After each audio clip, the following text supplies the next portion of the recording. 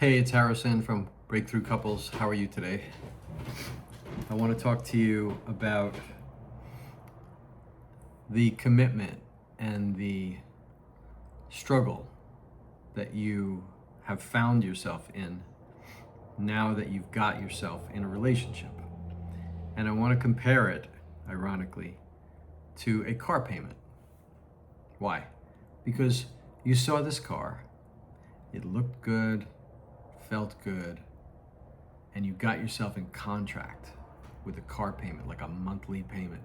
And the payments are heavy now. And you're like, whoa, what did I get myself into here? So that's very similar to, seeing a beautiful or a desirable or a woman that you're drawn to and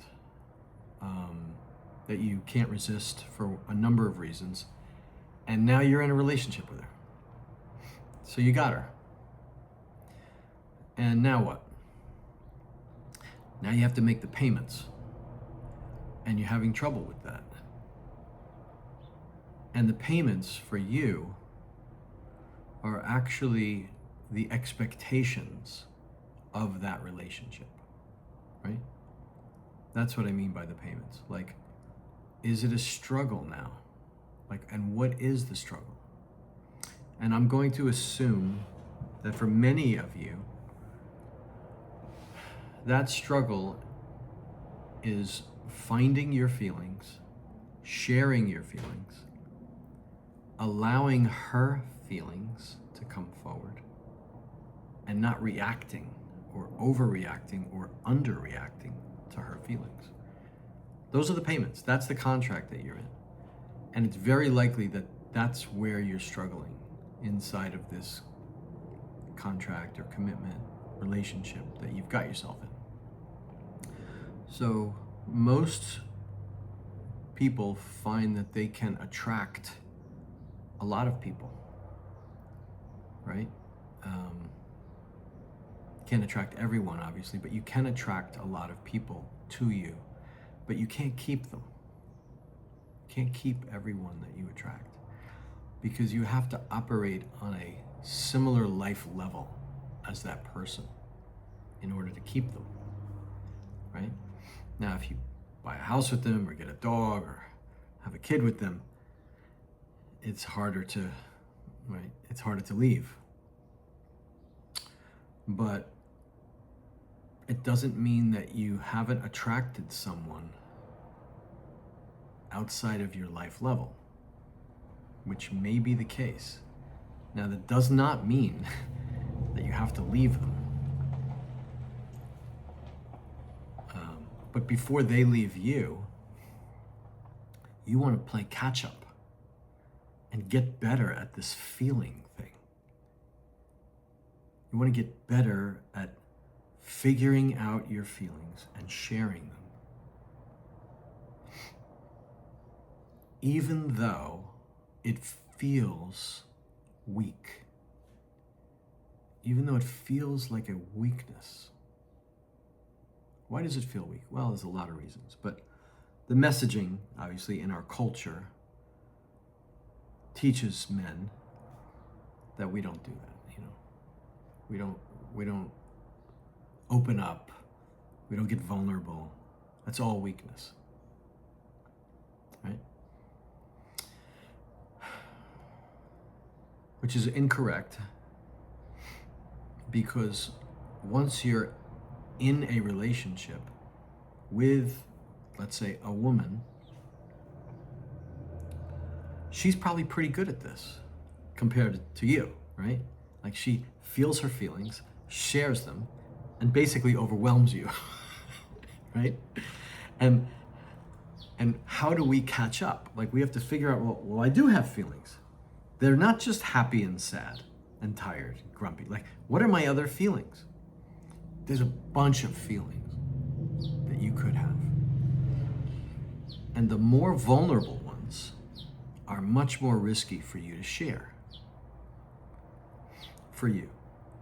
But it turns out that the more risk you can take with sharing some of your vulnerable feelings, the more she gets of you.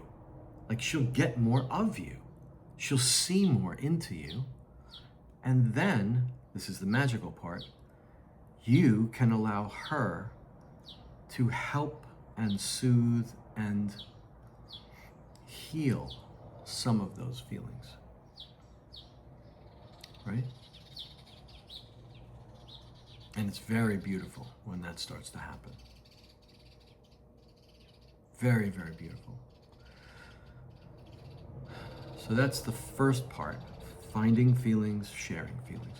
The second part is, how do we deal with her feelings that keep coming at me? You know? So you want to get better at not defending, dismissing, and debating. Right?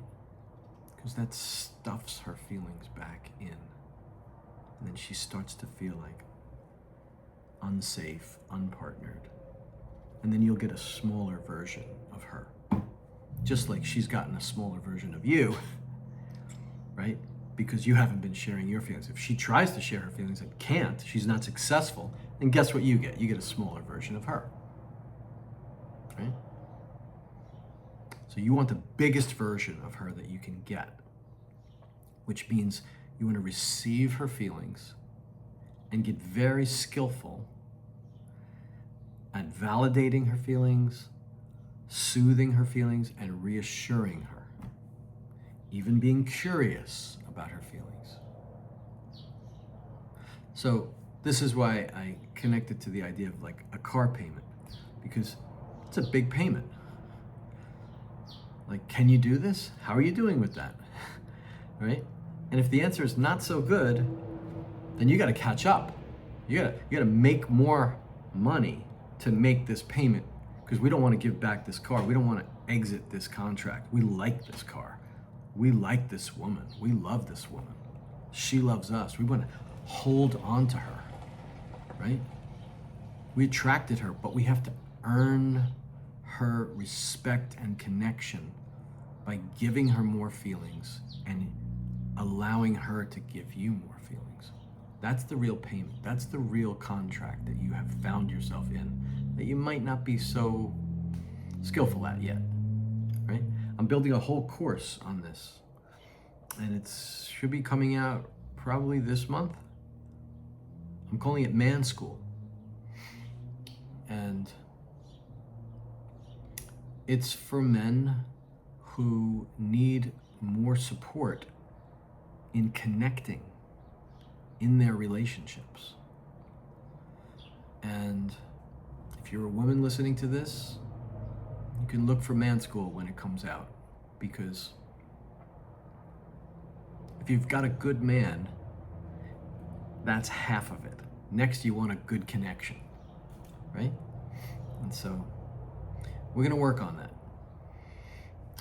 If you want to work with me, or if you want to get a free download of how to make a 3-minute pivot from an argument that you're in, you can go to my website, breakthroughcouples.com, or you can subscribe below for more videos like this one on connection.